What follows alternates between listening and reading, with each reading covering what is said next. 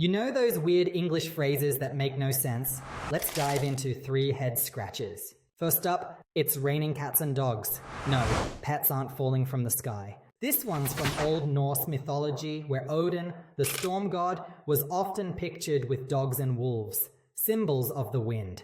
Cats were linked to heavy rain. Next, bite the bullet. Ouch. In wars before anesthesia, soldiers would literally bite on a bullet to cope with the pain of surgery. Lastly, spill the beans. In ancient Greece, people voted by putting beans in a jar. If someone knocked it over, well, the secret was out. Pretty cool, right? Learning idioms can really spice up your English. For more language hacks, check out Motivational English Learning.